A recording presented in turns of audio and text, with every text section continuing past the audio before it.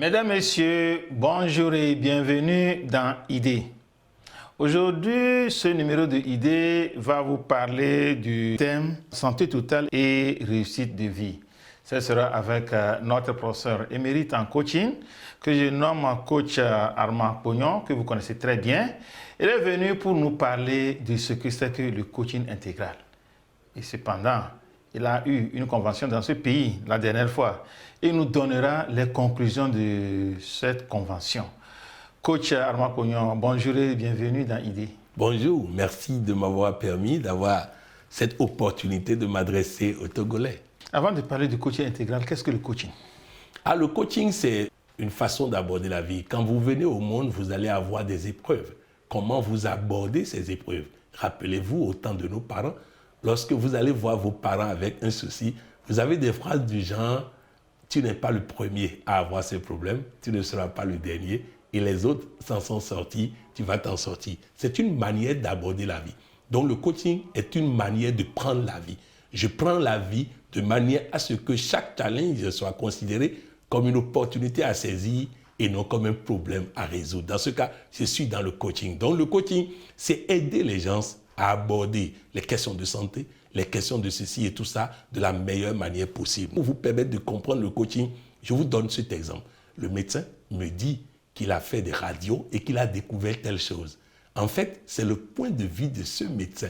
Si vous allez chez un autre médecin, il peut dire autre chose. Si je suis passé par le coaching, je vais analyser ce que le médecin a dit et je vais prendre une décision.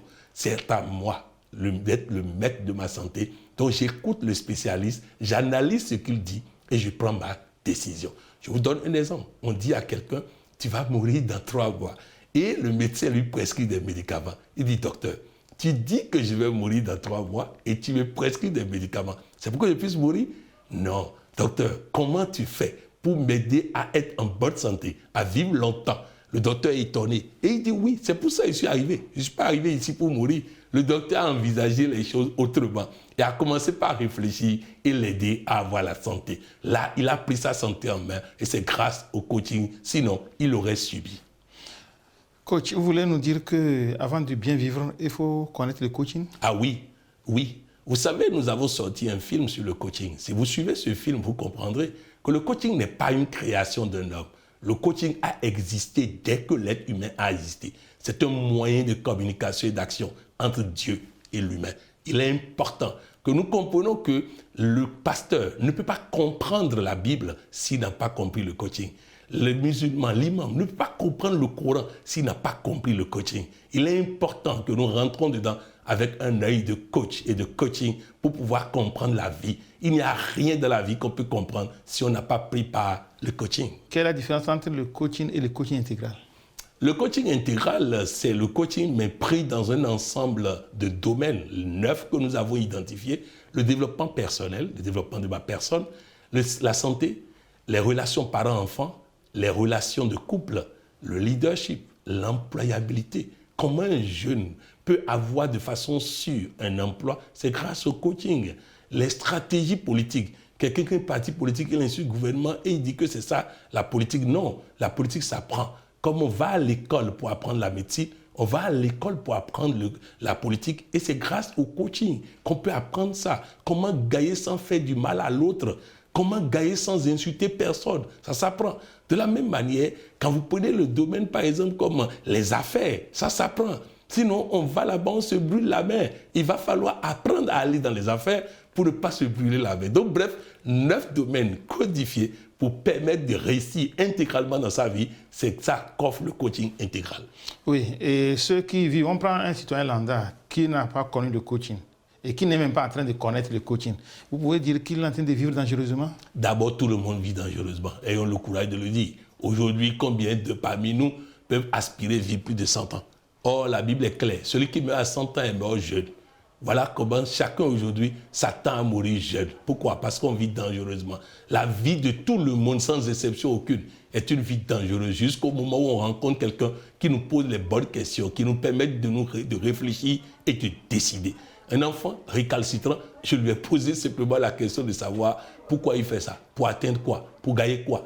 Et il dit parce que les parents ne m'aiment pas et je veux les perturber. Ok, on a montré que les parents l'aiment, il a cessé de les perturber. Le coaching nous éclaire, permet à ceux qui ne veulent pas s'écouter, de s'écouter. Donc bref, tout le monde a besoin de coaching. Ne pas le comprendre, c'est prendre le risque de mourir jeune, de mourir malade, de mourir ceci et d'avoir une retraite et de ne pas pouvoir en profiter. Parce que la retraite, c'est le début d'une nouvelle vie où on se consacre à sa famille, à son conjoint, à ses enfants. Mais beaucoup de personnes qui m'écoutent aujourd'hui se préparent à aller à la retraite pour mourir 3 ou 5 ans après. Bêtise. Il va falloir vivre longtemps, bien longtemps, pour profiter de sa retraite.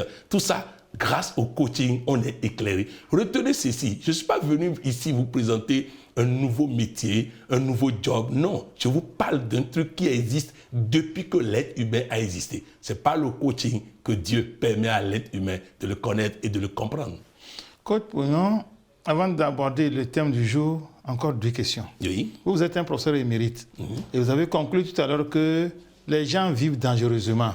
Comment faire pour que ceux qui connaissent déjà le coaching puissent bien cohabiter avec ceux-là qui ne connaissent pas le coaching et qui vivent dangereusement pour que tout le monde puisse connaître le coaching? D'abord, une clarification. Ce n'est pas parce que je connais le coaching que ma relation avec les autres va être perturbée. Bien au contraire, ma connaissance du coaching et surtout de la vision des ambassadeurs de développement, qui est l'édification d'une paix dans le monde, m'amène à me dire, si l'autre est agressif parce qu'il ne connaît pas le coaching, moi qui connais le coaching, je dois éviter d'être agressif et je dois l'aider à ne pas être agressif. Autrement dit, lorsqu'un policier insulte Patrick Amand Pouillon sur la route, je ne répondrai pas. Mon sourire avec lequel je vais l'accueillir va l'amener à comprendre que je ne suis pas de ceux qu'on insulte. Il va s'excuser.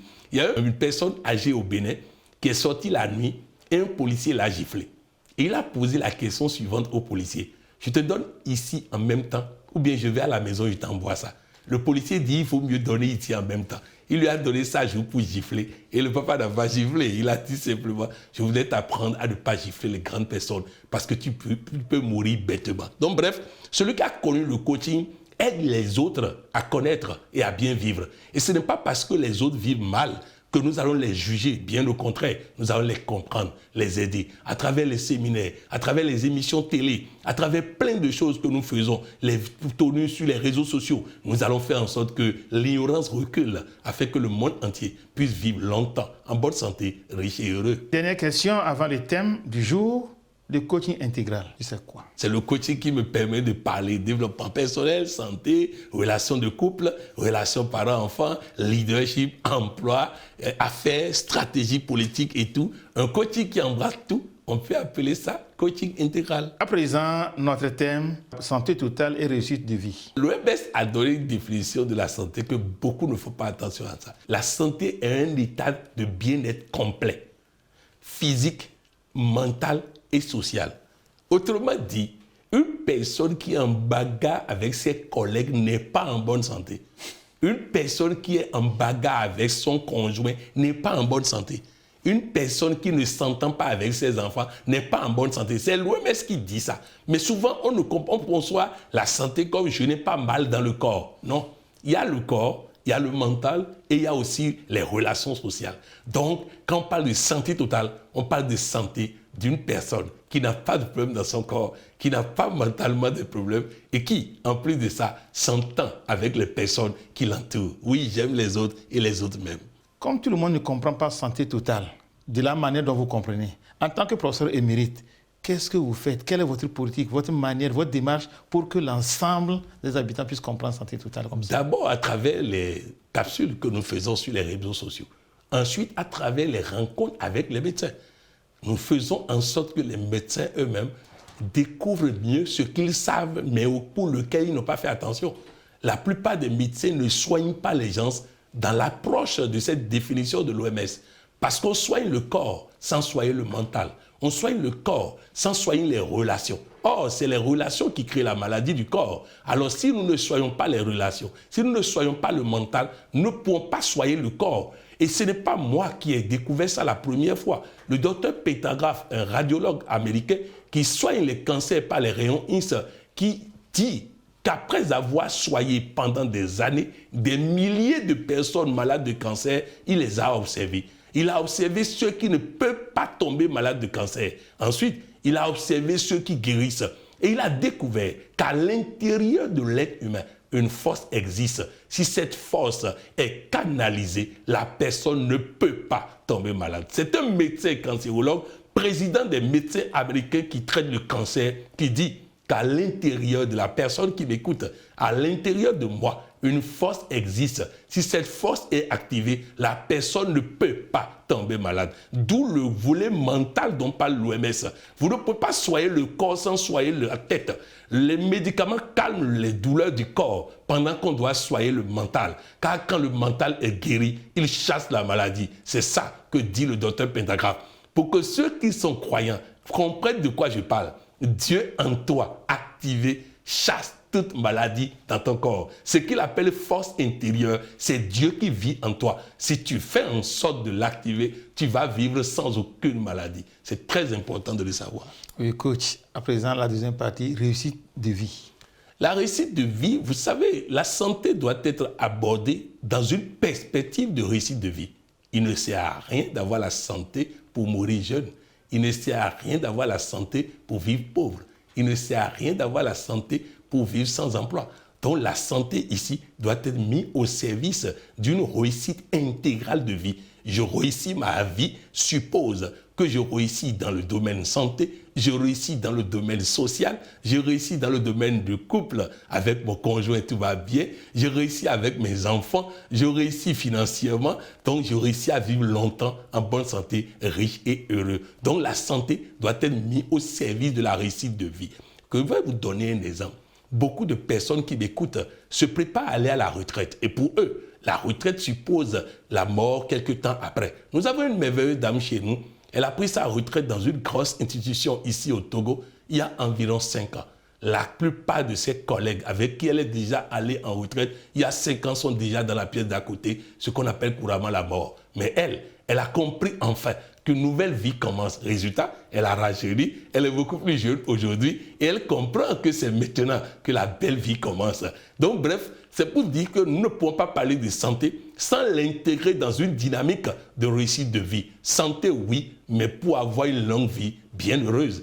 Il ne sert à rien d'être en bonne santé et d'avoir des problèmes avec son conjoint.